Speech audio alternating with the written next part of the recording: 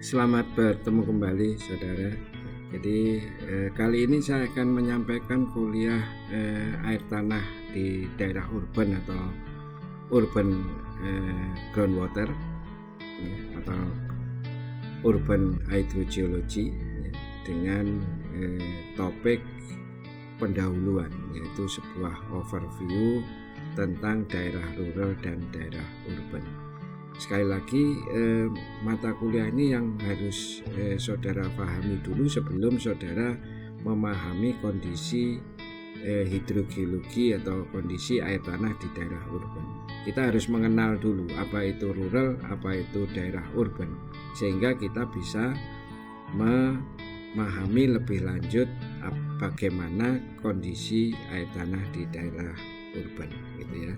Nah, seperti biasa pembahasan ini saya usahakan untuk sesederhana mungkin agar saudara dapat memahaminya dengan baik ya. Kita lanjut. Nah, selamat ketemu saudara sekalian. Jadi pada kesempatan ini saya ingin memberikan gambaran secara umum lah, pemahaman secara umum tentang rural dan urban area ya. Kenapa ini harus dibahas di dalam mata kuliah urban area? Karena ini akan mendasari pemahaman saudara di dalam belajar urban hydrogeology. Jadi saudara harus tahu dulu apa itu rural, apa itu urban, sehingga di dalam mempelajari kuliah urban air tanah, maka saudara sudah tahu dulu apa itu urban area, gitu ya. Ini secara singkat saja karena ini berdasarkan literatur yang sudah ada. Tinggal saya rangkum di sini ya, bahwa kawasan urban ya adalah wilayah yang punya kegiatan utama bukan pertanian. Nah, ini yang harus saudara pahami ya, di sini bukan pertanian ya. Dengan susunan fungsi kawasan sebagai tempat pemukiman perkotaan. Jadi kata perkotaan itu harus selalu ada ya, pemusatan dan distrik pelayanan jasa. Pelayanan jasa itu juga menjadi keyword yang penting di dalam pemahaman kawasan urban. Nah, urban atau kota ini definisi lain adalah suatu pemukiman yang relatif besar, padat, permanen, dihuni oleh orang-orang yang heterogeni kedudukan sosialnya, ya mulai dari sosial paling rendah maupun yang tinggi. Karena jumlah penduduk dan kepadatannya, maka keadaan daerahnya merupakan tempat tinggal permanen. Sifat yang heterogeni di kota. Hubungan sosial menjadi longgar, acuh, dan tidak pribadi. Ya, ini saya kira pemahaman secara singkat di definisi urban. Nah, karakteristiknya itu adalah ini, di atas 1 juta, maka itu sudah jadi urban ya. Kemudian kehidupan masyarakatnya itu modern ya, seperti kota-kota saudara tinggal mungkin di Jakarta dan kota-kota besar, individualistik ya, bersifat kepentingan, dibangun bangunan yang tinggi, tingkat dan sebagaimana. Keadaan latar terbuka itu relatif terbatas, harga lahan tinggi, fasilitas sarana itu lengkap, memadai, mall, supermarket, pertokoan, sekolah, kampus, dan termasuk jaringan-jaringan pendukungnya, teknologi modern, dan terdapat pusat-pusat kegiatan rekreasi dan olahraga. Ini adalah karakteristik daerah urban. Nah, bagaimana klasifikasi daerah urban ini menurut klasifikasi yang ada berdasarkan peranan dan fungsi pelayanan dalam menunjang pertumbuhan ekonomi nasional. Jadi kota sebagai pusat kegiatan nasional ya, atau daerah perkotaan yang punya wilayah pelayanan nasional. Kemudian ada kota yang berfungsi sebagai pusat kegiatan wilayah, adalah kota atau daerah yang perkotaan yang punya wilayah pelayanan beberapa kawasan kabupaten. Kemudian kota yang berfungsi sebagai pusat kegiatan lokal, yaitu kota atau daerah perkotaan yang mempunyai wilayah pelayanan beberapa kawasan kabupaten. Jadi ini fungsi sebagai pusat kegiatan nasional, wilayah, dan kegiatan lokal, yaitu klasifikasi daerah urban berdasarkan tingkatannya. Nah, kalau berdasarkan fungsi pelayanan di dalam ini, kota yang mempunyai fungsi khusus adalah kota atau daerah perkotaan yang mempunyai tugas pelayanan khusus dalam menunjang pengembangan sektor strategis ekonomi, penunjang pengembangan wilayah baru, dan berfungsi sebagai daerah penyangga pertumbuhan pusat kegiatan yang sudah ada. Ya, itu klasifikasi daerah urban. Nah, kemudian ini berdasarkan jumlah penduduknya. Jadi urban itu ada tingkatannya. Jadi nanti ada kota kecil, kota sedang, kota besar, metropolitan, dan megapolitan. Nah, klasifikasi ini memang bermacam-macam. Sebagai contoh misalnya, ada beberapa klasifikasi yang menyatakan bahwa megapolitan itu sudah harus di atas 10 juta misalnya. Itu baru disebut sebagai megapolitan. Ada yang menyebut hanya di atas 5 juta, ya. Itu bermacam-macam. Tetapi intinya pembagiannya adalah ada kota kecil, kota sedang, kota besar, metropolitan, dan megapolitan. Ya, itu dulu. Ini klasifikasinya. Sehingga di dalam nanti di dalam overview urban hydrogeology nanti perkembangan air tanah itu juga akan mengikuti perkembangan kota kecil, kota sedang, kota besar, metropolitan, megapolitan. Itu juga memberikan perkembangan atau kondisi air tanah yang berbeda-beda, ya. Karena apa? Karena human activity-nya di setiap macam kota itu berbeda, gitu ya. Nah, ini berdasarkan pusat kegiatannya, ya. Ini daerah urban jelas. Daerah urban, kemudian di sini ada pusat kota dan selaput inti kota itu sebut. Ini bahasa Indonesianya itu. Artinya ini di sekitar kota. Pusat kota itu downtown lah misalnya. Kegiatan ekonomi, politik, pendidikan, hiburan, rekreasi. Ya. Nah, kalau yang selaput inti kota itu kegiatan yang berada di pinggir luar. Jadi melingkupi daerah kota. Merupakan perluasan, pemekaran kota. Nah, selaput inti kota menjadi suburban nanti disebut sebagai suburban fringe atau urban fringe, ya. Itu bahasa Inggrisnya atau bahasa asingnya itu. Tapi yang umum adalah suburban, itu paling gampang.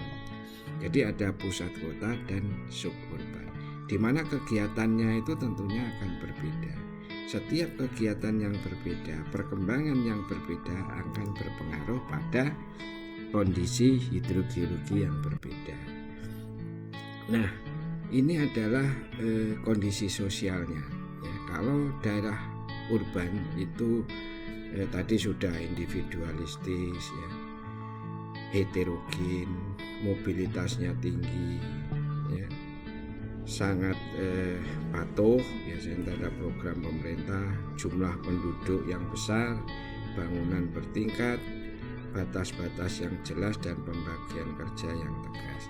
Itu kondisi sosial dari daerah urban. Nah, ini potret-potretnya, ya. Saudara sudah pasti paham dan tahu, ya, ini kondisi urbannya. Nah, sekarang bagaimana rural? Nah, ini supaya saudara juga bisa membandingkan kenapa harus memahami juga rural, karena saudara tahu rural baru tahu urban. ada tahu urban, harus tahu rural agar bisa membedakan gitu ya. Nah, wilayah rural atau pedesaan itu adalah wilayah yang mempunyai kegiatan utama pertanian. Kalau tadi non pertanian, ini yang menjadi keyword dari dua jenis rural dan urban ya, termasuk pengelolaan sumber daya alam, susunan fungsi kawasan sebagai pemukiman pedesaan, bukan pemukiman perkotaan ya, beda. Kemudian jasa pemerintahan sosial dan kegiatan umum. Jasanya ini nanti juga tidak akan terlalu banyak ya. Itu bedanya di itu. Tapi intinya adalah keywordnya adalah pertanian dan non pertanian. Nah, bagaimana karakteristiknya? Pasti penduduknya rendah ya, dominan rumah-rumah yang tersebar, tidak mengumpul, tidak padat. Penduduk terkonsentrasi dalam bentuk klaster yang disebut desa, dusun ya. Kemudian masih banyak hewan liar. Nah, ini kalau di urban pastinya tidak banyak, tikus, tupai, ular dan sebagainya. Sosial masih sangat akrab dan saling bantu ya. Kemudian morfologi bervariasi ya, dari perbukitan, pegunungan. Kemudian kegiatan pertanian tadi, tanaman keras, tumpang sari ya, sapi, kambing, unggas dan sebagainya ya. Itu adalah karakteristik rural. Nah, klasifikasi daerah, kalau tadi ada di kota kecil, sedang, besar, maka klasifikasi daerah berdasarkan tingkat aktivitasnya itu ada desa agraris. Bekerja, pencarian utamanya sebagai petani. Ada desa yang industri ya, desa yang mata pencariannya adalah di bidang industri, baik ukuran kecil maupun besar ataupun home industry. Desa nelayan. Nah, ini aktivitasnya adalah klasifikasi pencarian utamanya sebagai nelayan, peternak ikan atau tambak. Ya, jadi ini agraris, ada industri, ada nelayan. Ya, itu sangat umum di daerah rural. Nah, kemudian menurut perkembangannya ada desa swadaya, ada desa swakarya, ada desa swasembada. Swadaya itu artinya memiliki potensi khusus sehingga membantu perekonomian warga desa. Nah, kalau swakarya itu adalah klasifikasi desa peralihan atau transisi antara swadaya ke swasembada. Nah, kalau swasembada itu mampu memanfaatkan dan mengembangkan sumber daya alam dan potensinya sesuai dengan kegiatan pembangunan regional. Ini swasembada. Ya, itu ya, ada swadaya, swakarya, swasembada. Nah, bagaimana dengan kondisi sosialnya tadi itu sudah menjunjung kesederhanaan ya. Tapi di sini biasanya masih mudah curiga karena masih setiap individu itu masih saling melihat, saling ikut campur ya, beda dengan perkotaan yang acoh tak acoh. Sifat kekeluargaan apa adanya, bicara cenderung tertutup untuk masalah finansial, menjunjung tinggi agama dan demokrasi. Ya, itu adalah kondisinya. Nah, kondisi kesehatan dan daerah rural ekonominya biasanya memanfaatkan kondisi alam. Ya. Jadi artinya makan dan sehari-hari dari kebutuhan kondisi alam. Kemudian mayoritas petani. Sedikit yang berdagang, kehidupan apa adanya, menerima apa adanya. Kemudian penyuluhan kesehatan yang kurang memadai, kesadaran masyarakat kurang terhadap kesehatan ya. Itu masalah-masalah kondisi ekonomi. Nah, ini gambarnya, saudara masih ingat kondisinya, sehingga ini nanti gambaran-gambaran ini pasti akan berpengaruh terhadap sistem hidrogeologi. Nah, ini adalah satu lagi di tengah-tengah yang namanya periurban. Periurban itu zona peralihan, pemanfaatan lahan, peralihan karakteristik sosial dan demografis yang terletak antara wilayah perkotaan terbangun ya menyatu dengan permukiman perkotaan utamanya sebagai bagian yang tidak terpisahkan. Jadi ini sebetulnya peri-urban atau beda dengan agak sedikit berbeda. Suburban itu lebih dekat dengan urban. Kalau peri-urban itu peralihan ya, antara urban dan rural. Ya, peri-urban bentuk transformasi antara kawasan pedesaan menjadi kawasan perkotaan. Disebut juga daerah pinggiran kota. Wilayah peri-urban merupakan daerah transisi antara kota dan desa. Ya. Ini adalah definisi dari peri-urban. Nah, karakteristiknya tentunya karakteristik yang dua-duanya. Ya. Peralihan. Ya. Pembangunan bahan non pemukiman semakin banyak, lahan yang belum terbangun semakin sempit. Peningkatan pelayanan transportasi kota, ya, sehingga orang untuk bertempat cukup jauh dari tempat kerjanya. Adanya peningkatan taraf hidup, kesejahteraan, ya. Kemudian batas antara peri-urban dan kawasan urban seperti kawasan perkampungan dengan tembok batas pagar pemukiman mewah, ya, itu biasa itu ya. Kemudian batas antara kawasan itu dengan kawasan rural seperti kawasan pemukiman dengan persawahan. Jadi intinya adalah karakteristik peri-urban ini peralihan antara rural ke urban. Nah ini kalau saya sandingkan tadi maka sudah kelihatan heterogen, yang ini adalah homogen. Ya, berlaku di konsep pengandalan diri. Kalau ini masyarakat kecil, punya tidak banyak misalnya. Ya, tadi sudah kita bedakan. Hanya ini kita sandingkan perbedaan antara urban dan rural. Ya, ini yang jelas ini ya. Individualis, ini sosial yang masih intensif. Ya, jadi itu ciri-ciri definisi daerah urban, rural, dan peri-urban. Nah, sekarang kita coba lihat di sini. Ini adalah aspek geologi dan geomorfologinya, yang nanti ini otomatis akan akan berpengaruh terhadap kondisi subsurface-nya. Kalau kondisi subsurface-nya berbeda, berpengaruh, wadahnya berbeda, maka isinya juga berbeda, air tanahnya juga berbeda, kondisinya akan berpengaruh terhadap urban, peri-urban, dan rural. Ya, kalau urban itu umumnya lahannya itu endapan kuarter, endapan aluvial, koluvial, landai, ya, dengan tujuan agar gedung-gedung dapat mudah dibangun. Dan biasanya kalau daerah urban, daerah kota itu selalu mendekati laut, mendekati sungai besar, gitu ya, di pinggir pantai, karena untuk akses perekonomian dan hubungan antar daerah, yaitu urban. Kalau daerah rural itu bervariasi, ada yang kuarter, kelerengan landai dengan batuan yang kristalin, terjal, batu gamping, dan tidak harus mengharuskan untuk membangun gedung-gedung yang besar, sehingga tidak memerlukan kondisi yang landai dan sebagainya. Ya, dengan kondisi dari perbukitan, pegunungan itu tidak masalah untuk daerah rural. Sedangkan peri-urban itu bervariasi, sekali lagi antara dua ini, tergantung pada kemiripan daerah tersebut, apakah makin menunjukkan karakteristik perkotaan ataupun pedesaan.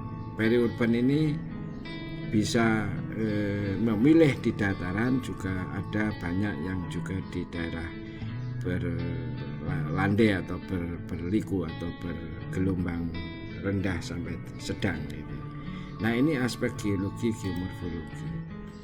Nah, kalau dari aspek pemanfaatan lahan, ini selalu gedung-gedung tinggi, ya. Kepadatan bangunan yang tinggi itu lebih dari 25 bangunan per hektar. pemanfaatan lahan tidak cuma pada sektor agrikultur, jadi tidak difokuskan. Presentasinya luas pemukiman, tingkat kepadatan pun termasuk tinggi. Ya, ini menurut Permen. Nah, kalau daerah rural itu daerah rumah-rumah tersebar, halamannya luas, kepadatan bangunan itu rendah, hanya 15 bangunan per hektar. Lahannya agriculture serta persentase luas bangunan rendah. Nah, bagaimana dengan ini? Daerah ini adalah daerah peri-urban, ya, antara urban dan rural. Semakin tinggi kepadatan bangunan, maka pemanan lahan sektor non-agricultural akan semakin turun. Persentase luas pemukiman, ya, maka semakin benar karakteristik perkotaan. Jadi kalau non-agriculture pertanian lahannya lebih, itu menunjukkan karakteristik desa. Kalau bangunan, luas bangunan menunjukkan karakteristik perkotaan, juga sebaliknya tadi. Jadi ini adalah peri-urban dari fisik dan pemanfaatan lahan. Dari demografi, maka tadi sudah kita sampaikan daerah urban itu dibagi menjadi kota kecil, sedang, besar, metropolitan, dan megapolitan. Megapolis. Nah, ini klasifikasi ini sudah lihat, ini adalah lebih dari 10 juta jiwa, ya, bukan 5 juta. Ya. Kalau rural jumlah penduduk lebih rendah dari daerah urban pasti, ya, tapi kepadatannya juga rendah. Ini bervariasi tergantung kemiripan daerah tersebut, apakah menunjukkan karakteristik perkotaan atau perdesaan dari aspek demografinya. Nah, dari aspek sosial tadi cenderung impersonal, individualis tadi, ya, kebebasan pergaulan. Kalau di sini berasaskan gotong royong dan tradisional. Nah, ini juga tergantung dari kemiripan, ya, aspek sosialnya. Bisa ke arah kota, maka diarah ke arah kota. Kalau dia mendekati rural, maka dia aspek sosialnya mendekati rural. Nah, sedangkan daerah aspek ekonominya, perekonomian urban itu berada pada sektor non-agriculture. Tadi sudah saya sampaikan, non-agriculture, industri, jasa, perdagangan. Kalau yang rural itu agriculture pasti, pengelolaan SDA, sumber daya alam, ya, perkebunan, peternakan, perikanan, dan ini bervariasi antara keduanya, ya, itu aspek ekonomi. Ya, jadi kalau kita simpulkan secara garis besar tadi bahwa rural dan urban itu mempunyai karakteristik yang sangat berbeda.